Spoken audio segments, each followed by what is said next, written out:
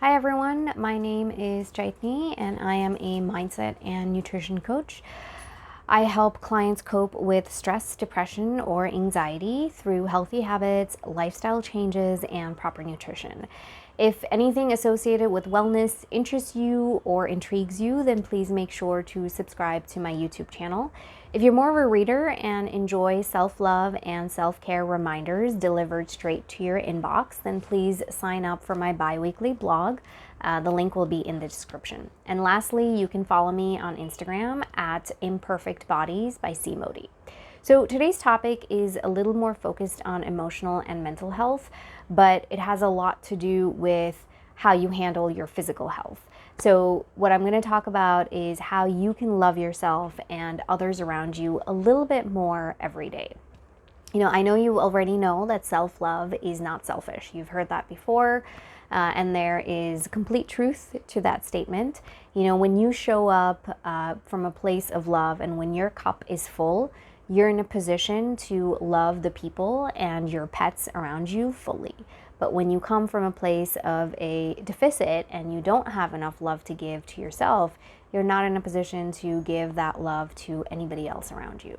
That's why the focus really is self-love, so you can be in a position to give that love to everybody else. I'll be sharing 5 tips with you that can help you love yourself a little bit more so you can love the people around you and the pets around you a little bit more. Self-love is not about just loving yourself 100% on the day when you feel your best. It's about loving yourself 100% or even 110% on the ugliest of days and on the best of days. So that number, that meter, has to be 100%. If it's not, you need to be pretty quick and get it to 100%. So those are the tips that I'll be sharing with you. So tip number 1 is be on time. Not just for other people, but for yourself. When you're on time and when you do things as you planned them or as you'd like to do them, you are signaling to yourself that you're a priority. When you make plans with other people and you commit to certain things, the fact that you show up is a big deal and you're not flaking out, but also you show up when you promised you'd show up, and you show up fully, without any distractions, without scrolling on your phone while you're talking to somebody or constantly picking up your phone. Without all of that, that's when you're on time. That's when you're on time for the other person. How are you on time for yourself is when you keep your promises to yourself. That means going to bed at a decent hour. That means eating your meals on time. That means hydrating every hour. That means moving your body as you promised yourself you'd move it. So all of that matters. All of that is how you are on time for yourself. And then tip number 2 is reaching out for advice. Sometimes life gets hard. Sometimes you really need a different set of eyes or you need some perspective. And that's when you reach out, hopefully, to a trusted resource. This is someone who's going to give you unfiltered advice. And in that moment, it might hit you hard. It might be something that you don't want to hear. But that's when it matters. That's when it really matters how you absorb that advice and what you do with it. So reach out for advice, reach out for support, but make sure that when you're getting it, you actually do something with it. Life can be hard if you've been doing it all on your own. I'm here to remind you that it's okay to ask for help. It's okay to have a sounding board, and it's okay to reach out to somebody you trust for help and for advice. And you can also reach out for advice inwards. So trust your instincts, trust your gut feelings. They're not wrong, they're not off, they're not going to lead you astray. It's just that with everything that's happened in life and all the baggage that we carry, a lot of times our instincts are just covered up. So it's time to take that blanket off, take that shroud off, and be able to really connect with what your heart is saying. So in order to do that, you really have to quiet down. In order to hear that voice, that genuine, honest voice in your head, you have to quiet the chatter within you, and you also have to quiet the chatter around you. If you need to meditate, you meditate, but if that's not your thing, that's fine. Sometimes it's really about just sitting with yourself, without any distractions, no phone, no television, No phone calls, none of that. Just you, so that you can actually listen to what you're telling yourself. And that is how you reconnect with your instincts and with your gut feelings. And that's how you reach out to your own self for advice. Tip number 3 is communicate maturely. So if it's with somebody else, it's about sharing how you feel. It's about talking through whatever is going on.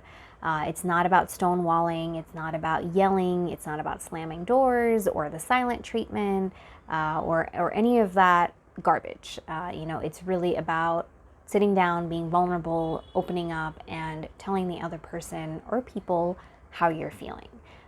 It's also about communicating maturely with yourself. Self-talk matters. Trash talking doesn't help.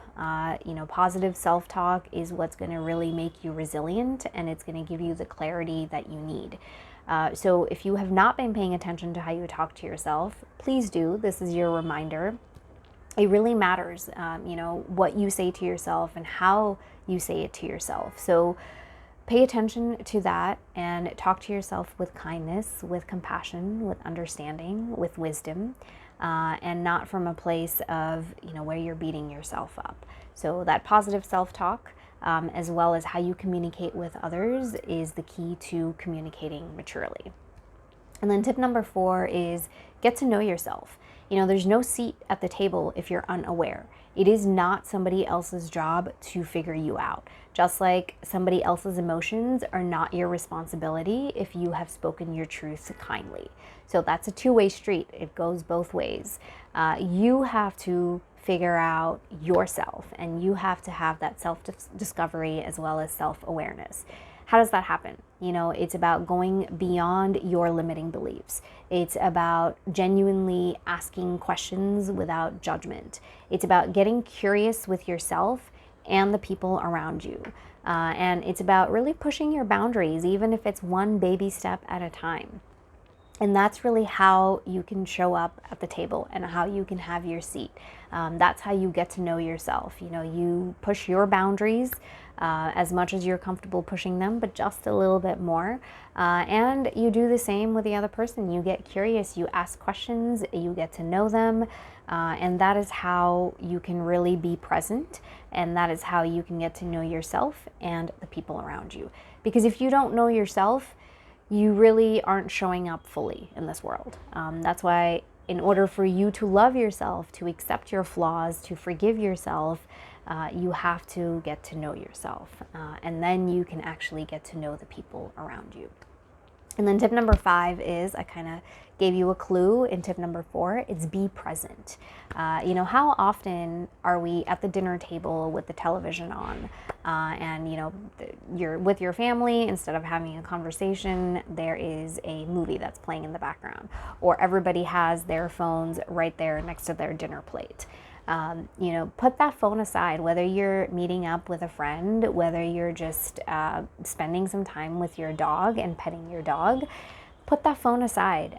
It's always going to be there. The messages, the phone calls, social media, if it's not Instagram or TikTok, it's going to be something else. So it will always be there, including the news. There will always be bad news out there. So it really matters how you're present and how you show up for yourself and for others.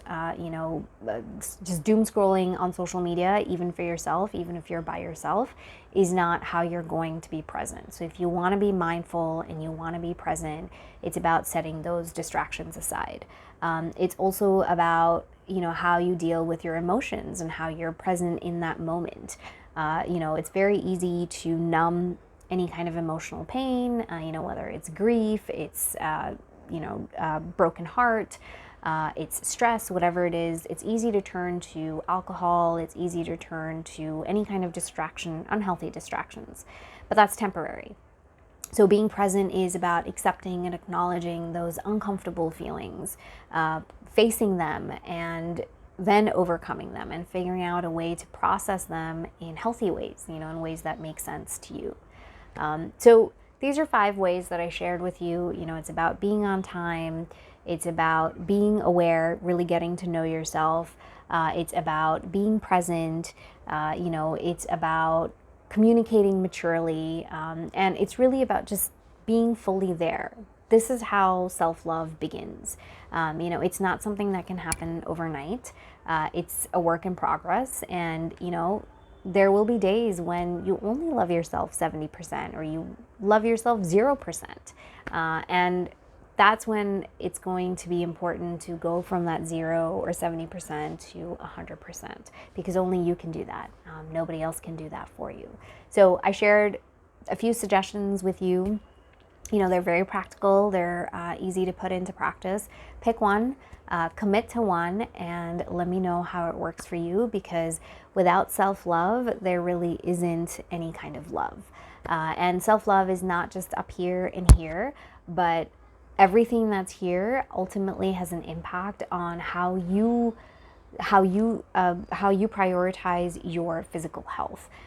So if you're trying to lose weight, or if you're trying to be more active and go to the gym, or if you're trying to be healthy, or if you're trying to stress less, it's all connected. So start with that self-love piece, and then you'll be able to extend that love to others as well as the rest of yourself. So thank you for tuning in. I will catch you here next week. In the meantime, please take good care of yourself. Don't forget about your self-love and self-care practices, and I will talk to you very soon. Thank you so much.